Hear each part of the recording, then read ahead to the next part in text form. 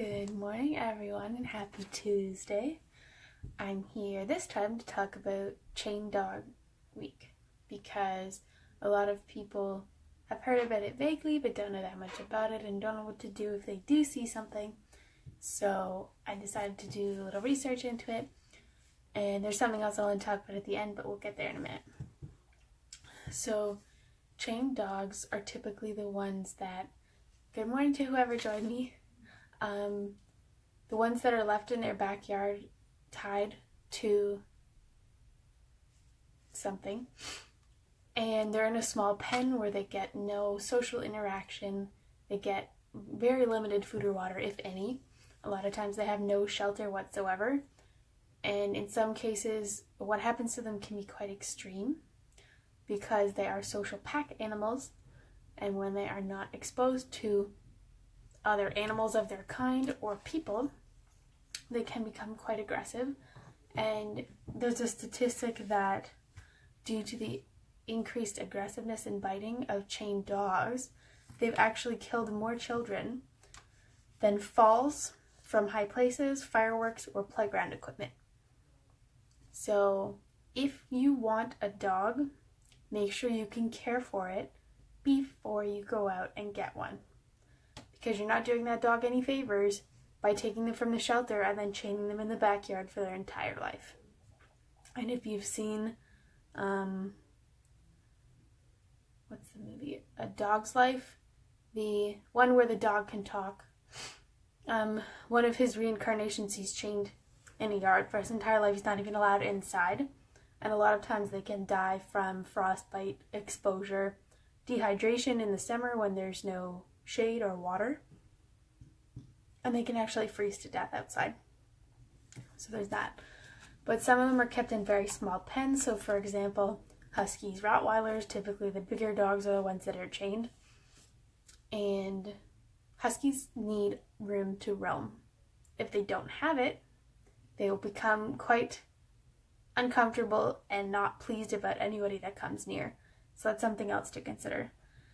Now, I read a couple of articles about this, and it triggered me quite a bit because not only are the owners of the dogs abusing the dogs, which is a total animal rights issue, but a lot of times the dogs that are chained are shot, poisoned, stoned, set on fire, or tortured. And sometimes it isn't the owner doing this. The irritated neighbors, from all the barking and the yapping and seeing the dogs and saying something and the owner's not doing anything, will be the ones to do this thinking they're freeing the dog.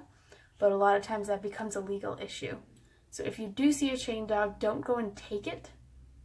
Alert the local animal control or try talking to the person who owns the dog first, because it's still stealing. I know in the case it's seen as relieving the animal from their condition, but legally you're not allowed to steal.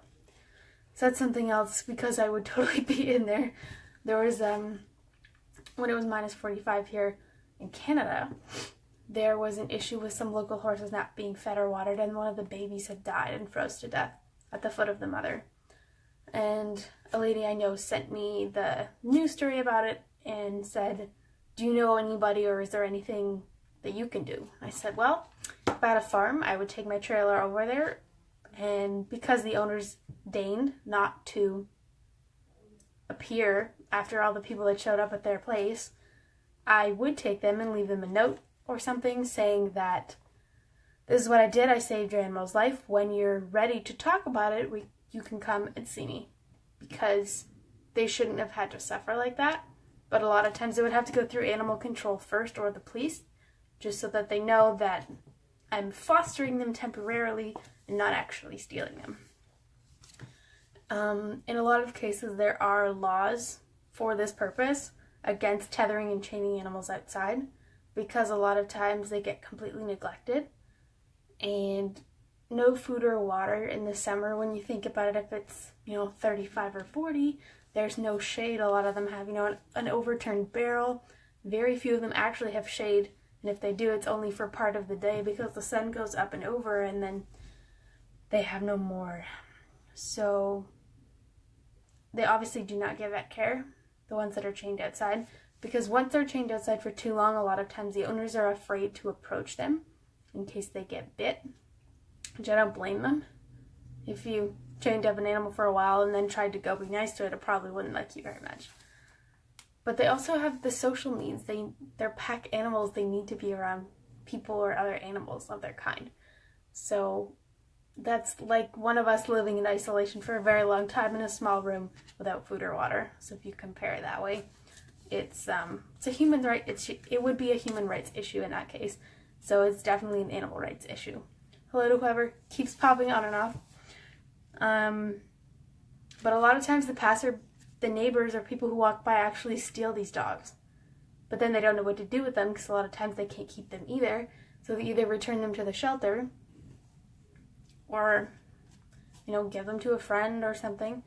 But I would still, in my preference, go through animal control or the police just in case. Because people can have sentimental value to these chained dogs even though they're neglecting them entirely. But it's still, because whoever adopts them, there's not a lot of people that have experience with chained or super aggressive dogs, and a lot of times they will be put down anyway in the shelter. So it's better to go through animal control or a rescue that will rehabilitate them or work with them to work on their behavioral issues before they get rehomed. And the person who they rehome them to needs to know that as well, because that's something very important. But because they become more aggressive, it's also a public safety issue because of the amount of kids that are getting killed by chained dogs. But in an idyllic society, people would have to have a specific license to own a pet, proving they pass some specific, course on, yes, I understand that I have to train my dog these basic things.